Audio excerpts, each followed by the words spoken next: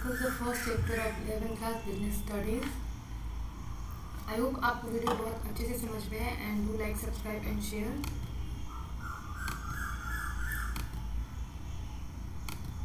Okay, तो video को start करते हैं. इस वीडियो में हम क्या क्या डिस्कस करेंगे उसके बारे में मैं आपको बता देती हूँ. जैसा कि पता है कि पहला जो हमारा चैप्टर है वो nature and scope of business है, मतलब बिजनेस क्या होता है. तो उसमें हम डिस्कस करेंगे कि what is business, how we identify it is a business. मतलब कि हम कैसे जानेंगे कि जो काम हो रहा है या फिर जो हम लेन देन कर रहे हैं वो एक बिजनेस है. Third point we are discuss that कि do we need a permanent place to start the business, what is the ultimate aim behind business. Actual में क्या गोल होता है किसी भी बिजनेस को करने के लिए. And last we are discuss that find some business organisation around your locality. तो चलिए स्टार्ट करते हैं. सबसे पहले कि बिजनेस एक्चुअल होता क्या है. तो जैसे कि आप देख सकते हो, business is an economic activity which involves regular production and और exchange of good and services with the main purpose of earning profit through the satisfaction of human wants. मतलब कि जो बिजनेस है वो इकोनॉमिक एक्टिविटी, इकोनॉमिक का मतलब क्या होता है, पैसे की लेन देन हो, जो कि रेगुलर बेसिस पे होती है, जिसमें क्या होता है या तो रेगुलर प्रोडक्शन हो रहा है या फिर गुड्स या सर्विसेज जो भी हैं उनका लेन देन हो रहा है. इसका मेन पर्पज जो होता है क्या होता है, ताकि आप प्रॉफिट अर्न करो. कैसे अर्न करोगे, जो भी आप प्रोडक्शन कर रहे हैं या फिर जो भी चीज़ आप एक्सचेंज कर रहे हो, तो उससे जो मनुष्य है या फिर जो मानव है वो क्या होना चाहिए, सेटिस्फाइड होना चाहिए. उनकी जो वो वांट करें, मतलब जो वो चाहते हैं कि मतलब हमको इससे ये चीज़ मिले, ये वाला सेटिस्फेक्शन मिले. आपने यूटिलिटी पढ़ा होगा, नहीं पढ़ा होगा तो आप इकोनॉमिक्स में पढ़ोगे. तो जो उनकी नीड्स है उनको जो फुलफिल कर सके, ये होता है सेटिस्फैक्शन. तो आई होप आपको अभी इसका क्लियर हो गया होगा कि बिजनेस क्या है. इकोनॉमिक एक्टिविटी है, रेगुलर प्रोडक्शन होता है और इसमें या तो रेगुलर एक्सचेंज एंड सर्विसेज होगा. इसका मेन पर्पज क्या होता है, प्रॉफिट अर्निंग होता है कि प्रॉफिट अर्न करें. कैसे अर्न करेंगे प्रॉफिट, जब लोग आपके प्रोडक्ट से संतुष्ट होंगे, सेटिस्फाइड होंगे, तभी तो आपका प्रोडक्ट बार बार खरीदेंगे. तो हम जो ह्यूमन है उनके नीड्स को सेटिस्फाइड करके प्रॉफिट को अर्न करेंगे. अब बात कर लेते हैं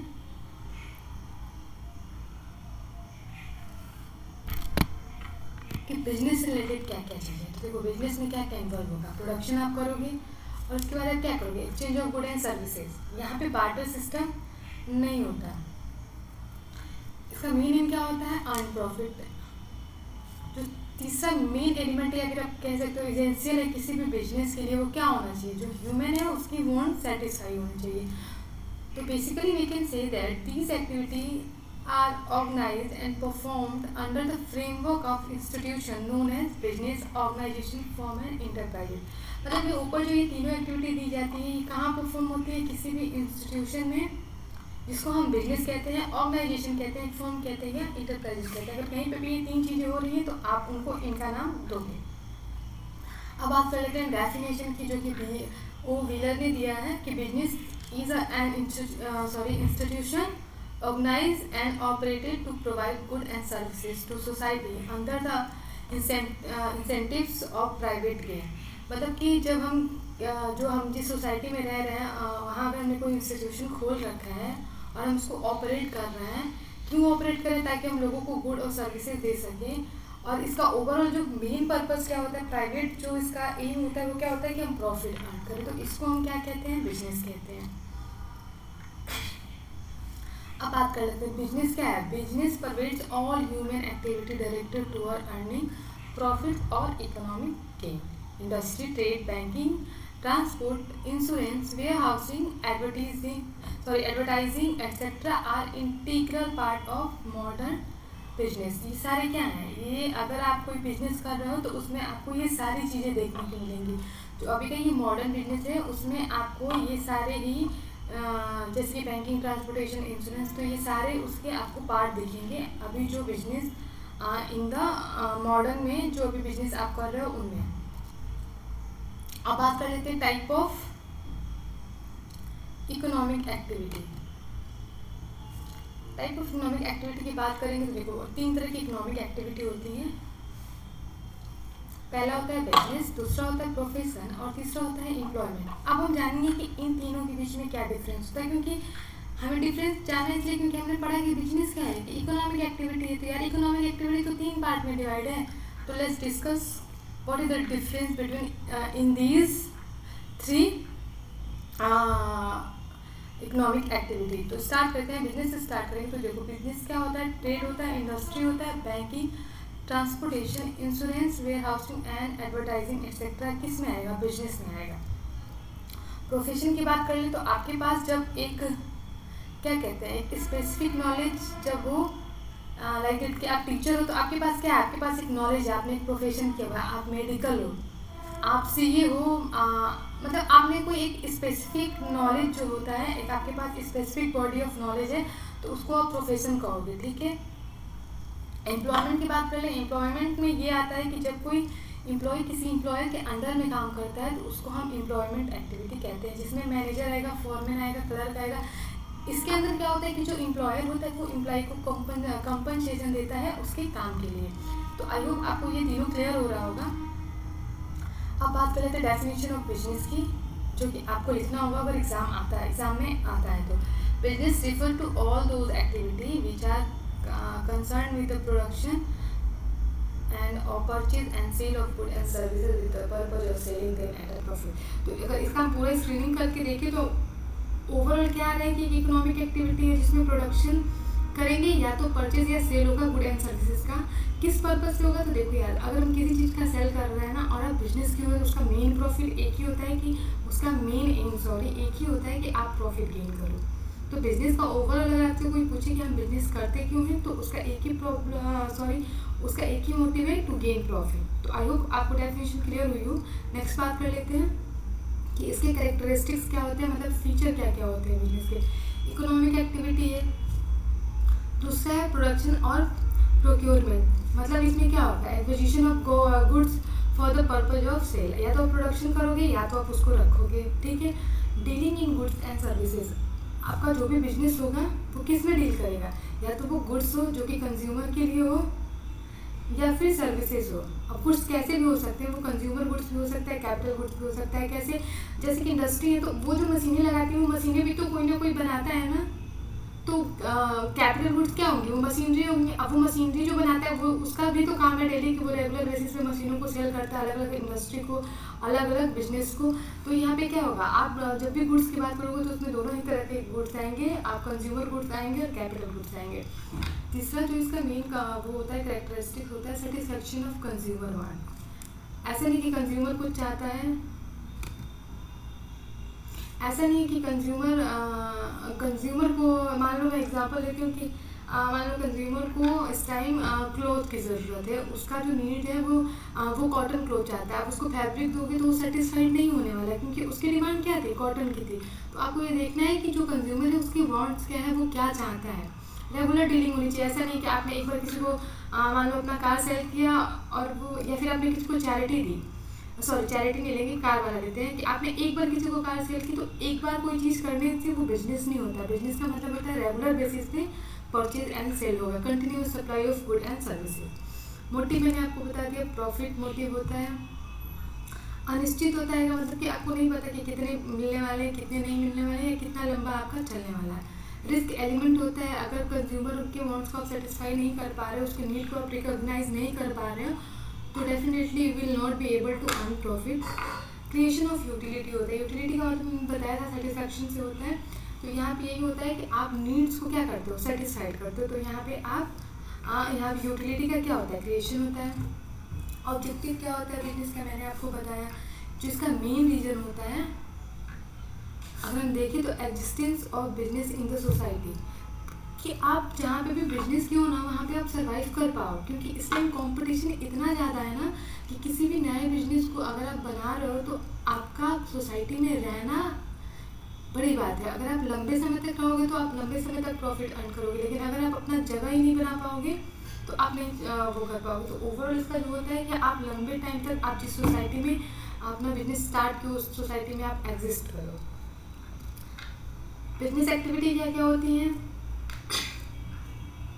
देखो बिजनेस एक्टिविटी को हमने मतलब ये बेसिकली 3 पार्ट में डिवाइड होता है। इकोनॉमिक एक्टिविटीज होता है, सोशल ऑब्जेक्टिव होता है, ह्यूमन ऑब्जेक्टिव होता है। अगर हम इकोनॉमिक ऑब्जेक्टिव की बात कर लें तो देखो इकोनॉमिक ऑब्जेक्टिव में क्या होगा, आप अगर उसके पॉइंट ऑफ व्यू से मैंने बताया इकोनॉमिक का मतलब क्या होता है, पैसे की बात होगी उसमें, ठीक है। तो आप वहाँ पे क्या करोगे, आप करोगे earn profit, creation of customer, ज़्यादा से ज़्यादा कस्टमर आपके बने। अगर कस्टमर ज़्यादा से ज़्यादा होंगे तो ऑब्वियसली बात है परचेज एंड सेल ज़्यादा, आपका सेल ज़्यादा होगा, सेल ज़्यादा होगा तो इनोवेशन होता है, नई नई तकनीकों का आप क्या करते हो, इन्वेंट करते हो, और इफेक्टिव यूटिलाइजेशन ऑफ रिसोर्स। तो ये सारे किस में आएंगे, इकोनॉमिक ऑब्जेक्टिव में आएंगे कि आप इन चीज़ों को सोचोगे कि आपकी ये चीज़ें हों। सोशल ऑब्जेक्टिव में बात करें तो आप क्या सोचोगे सोसाइटी के पॉइंट ऑफ व्यू से कि सोसाइटी को जो प्रोडक्ट दिया जा रहा है उसकी क्वालिटी क्या हो, बेटर और फेयर ट्रेड प्रैक्टिसेस, कोई भी इलीगल काम आप ना करो, जनरेशन ऑफ एम्प्लॉयमेंट, आप जिस सोसाइटी में हो वहाँ आप कोशिश करो कि जो एम्प्लॉयमेंट हो वो जनरेट हो, वहाँ के लोग ज़्यादा से ज़्यादा एम्प्लॉयड हो, कम्युनिटी सर्विसेज होंगी एंड प्रोडक्शन ऑफ एम्प्लॉयमेंट होगा। अगर बात कर ले ह्यूमन ऑब्जेक्टिव की तो good services and fair dealing, ठीक है। दूसरा आ जाएगा treating employees as a partner, आप कभी भी उसके साथ मिसबिहेव मत करो या फिर उसको आप कभी भी इंफीरियर वाली फीलिंग मत दो। आपका जो एम्प्लॉय है अगर आप उसके साथ एज अ पार्टनर काम करोगे वो मोटिवेट रहेगा, अगर वो मोटिवेट रहेगा वो अपना 100% देगा। डेवलपमेंट ऑफ एम्प्लॉयमेंट स्किल, जो भी आपका एम्प्लॉय आपके अंडर में काम कर रहा है आप क्या सोचोगे कि डेली बाई डेली उसका जो स्किल है वो डेवलप करें। And last job satisfaction of employ, अगर एम्प्लॉय सेटिस्फाइड नहीं होगा वो अपना 100% नहीं देगा, और मे बी क्या होगा टर्नओवर, जो एम्प्लॉयड वो होते हैं बिजनेस को छोड़ के वो जाने लगेंगे और वो दूसरे बिजनेस में अपना इंटरेस्ट दिखाने लगेंगे। तो आप उसको रोकने के लिए भी क्या करते हो, आप कोशिश करोगे कि जो भी एम्प्लॉय आपके अंडर में काम कर रहा है वो सेटिस्फाइड हो अपने जॉब से। नेसेसिटी ऑफ प्रॉफिटेबिलिटी ऑब्जेक्टिव, तो according to Peter F Drucker, a business must achieve sufficient profit to cover the risk of economic activity and thus to avoid loss। तो ये इसका मेन था, जिसमें ये मतलब इसका ओवरऑल ये है कि नेसेसिटी ऑफ प्रॉफिटेबिलिटी ऑब्जेक्टिव क्या है, कि मतलब प्रॉफिटेबिलिटी क्यों, हमको प्रॉफिट क्यों चाहिए। तो अगर आप सफिशिएंट प्रॉफिट करोगे तो आप क्या करोगे, जो भी आपकी इकोनॉमिक रिस्क है ना आप उसको अवॉइड कर पाओगे। आपके पास अगर इनफ प्रॉफिट होगा तो मे बी इन फ्यूचर अगर आपको कहीं लॉस होता है तो आप उस प्रॉफिट उस लॉस को क्या कर पाओगे, दोनों को एक साथ करके उसको मिनिमाइज कर पाओगे या ख़त्म कर पाओगे। तो इसलिए हमें प्रॉफिट ज़रूरी होता है, प्रॉफिटेबिलिटी मेन ऑब्जेक्टिव होना चाहिए, क्योंकि अगर प्रॉफिट नहीं होगा you can not bear any risk या फिर एनी लॉस, तो इसलिए हमें प्रॉफिट की ज़रूरत होती है। अब बात कर लें business must earn adequate profit because of the following reason. अब एक बिजनेस को क्यों प्रॉफिट अर्न करना चाहिए, देखो मीन्स ऑफ लाइवलीहुड, अगर किसी बिजनेस का प्रॉफिट नहीं हो रहा है तो वो लंबे टाइम तक थोड़ी चलेगा, वो नहीं चल पाएगा, वो बीच में ही ख़त्म हो जाएगा, क्योंकि कोई कंपनी लॉस में नहीं चाहती है कि उसका जो बिजनेस है वो लॉस में चले। रिटर्न टू इन्वेस्टर, जिन्होंने अपना पैसा आपकी कंपनी में लगाया है उनको आपको देना पड़ेगा। क्या देना पड़ेगा, या तो अगर ये देखना है कि किस तरह का उनका बॉन्ड है तो आपको उस पर डिविडेंड या देना पड़ेगा। रिवॉर्ड फॉर रिस्क, रिस्क के लिए क्या होता है, रिवॉर्ड होता है। अगर आपका कभी भी रिस्क होगा और आपके पास इनफ प्रॉफिट है तो आप उस रिस्क को उस प्रॉफिट से क्लियर कर सकते हो।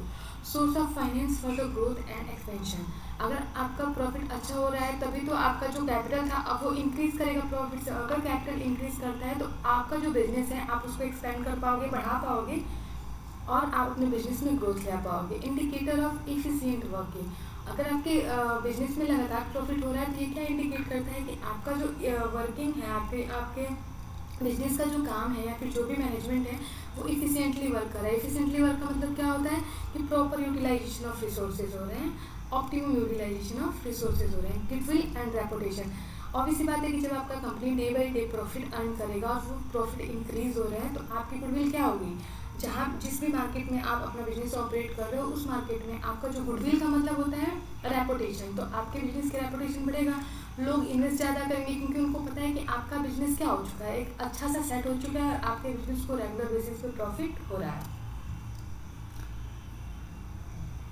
Can profit be the sole objective of a business, क्या ये एकमात्र ऑब्जेक्टिव होता है बिजनेस का। तो चलो इसको डिस्कस कर लेते हैं कि क्या जो भी बिजनेस करता है उसका सिर्फ एक ही मोटिव होना चाहिए कि वो सिर्फ प्रॉफिट अर्न करे। तो देखो अ layman may say that the business is carried on for profit only but a good businessman can not afford to keep profit as his sole objective. कह रहे हैं कि एक लेमैन होगा तो वो कह सकता है कि उसका जो मेन ऑब्जेक्टिव है बिजनेस को कैरी करने का वो प्रॉफिट है, लेकिन अगर एक अच्छा बिजनेसमैन होगा तो वो कहेगा कि सिर्फ मेरा प्रॉफिट अर्न करना सोल ऑब्जेक्टिव नहीं है, earning of profit it can not be the objective of business any more than eating is the objective of living. Okay, क्योंकि उसको पता है कि अगर प्रॉफिट सिर्फ मेरा मोटिव होगा तो आप कभी अच्छी क्वालिटी का गुड प्रोडक्ट अपने उसको दोगे नहीं, तो आपका बिजनेस ज़्यादा दिन तक रन नहीं करेगा। आप प्रॉफिट अर्न कर सकते हो 1 साल 2 साल, पर for long period of time आप नहीं अर्न कर सकते। आपको बहुत सी चीज़ें और बहुत से ऑब्जेक्टिव साथ लेके चलने पड़ेंगे। अगर आप एक सोल ऑब्जेक्टिव को लेके चल रहे हो कि आपके बिजनेस को प्रॉफिट होना चाहिए, तो मे बी आफ्टर 1 ईयर और 2 year you have to bear the loss, और हो सकता है कि आपका बिजनेस क्या हो जाए, वाइंड अप हो जाए, क्योंकि उसके बाद लोग जो ह्यूमन या सोशल ऑब्जेक्टिव था वो फुलफिल नहीं होगा। अगर वो फुलफिल नहीं हुआ तो people will not get interested in your business and never purchase और सेल एनीथिंग और इन्वेस्ट इन योर बिजनेस। तो this is the main reason कि प्रॉफिट सोल नहीं होता है किसी भी बिजनेस का। This is not your level.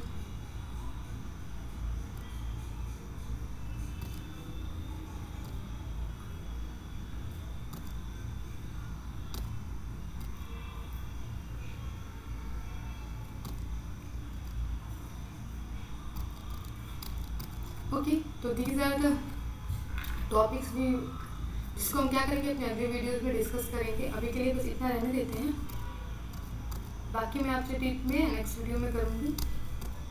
अगर आपको वीडियो अच्छी लगी हो please do like subscribe and share and do support me. और आप अपने जो भी आपके फ्रेंड्स हैं कॉमर्स के या फिर कोई अगर बीकॉम के लिए इंट्रेंस के लिए तैयारी कर रहा है तो भी मेरी वीडियोज़ को देख सकते हैं। इससे क्या होगा, आपका क्विक रिवीजन होगा और आपको चीज़ें याद रहेंगी। Okay, thank you.